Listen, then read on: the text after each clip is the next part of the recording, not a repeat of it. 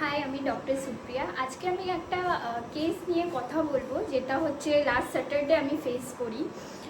আপনার হচ্ছে একটা পেশেন্ট আসে আমার কাছে।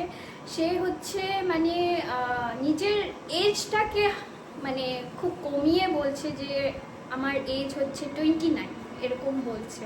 ঠিক আছে, হয়তো ওনার এজটা মানে সে হাইড করছে।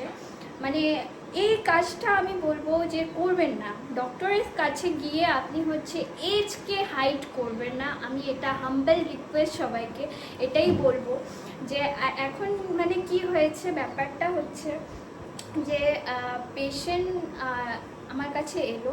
ঠিক আছে, আসার পর আমি তার কেস দেখার পর আমি ডায়াগনোজ করার পর আমি ওনার এজটাকে আমি জিজ্ঞেস করি। তো উনি বলে আমার এজ 29।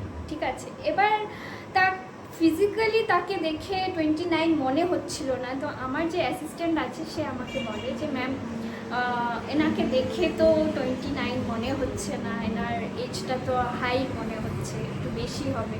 তো তখন আমরা পেশেন্টকে বলি যে আপনার আধার কার্ড যদি আপনি এনে থাকেন তাহলে আমাদেরকে একটু দেখান প্লিজ। ঠিক আছে, তো এখন আমরা আধার কার্ডে দেখছি তার এজ ক্যালকুলেট করে দেখছি যে মানে সেই 29 থেকে তার এজ 38-এ চলে এসছে। মানে রীতিমতন কতটা ডিফারেন্ট।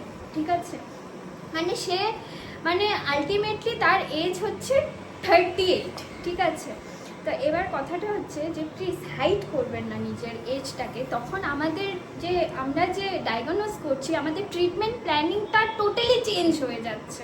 ঠিক আছে, যে আমি তাকে অ্যাকচুয়ালি অর্থ রিকমেন্ড করি। ঠিক আছে, তারপরে যখন আমি দেখছি ওনার এজ এতটাই মানে হাই, এতটাই বেশি, তখন তার মানে ট্রিটমেন্ট প্ল্যানিংটা একদমই চেঞ্জ হয়ে যাচ্ছে, টোটালি চেঞ্জ হয়ে যাচ্ছে। তো এটাই আমি রিকোয়েস্ট করব পেশেন্টদেরকে যে ডক্টরের কাছে গিয়ে অ্যাটলিস্ট নিজের এজটাকে হাইড করবেন।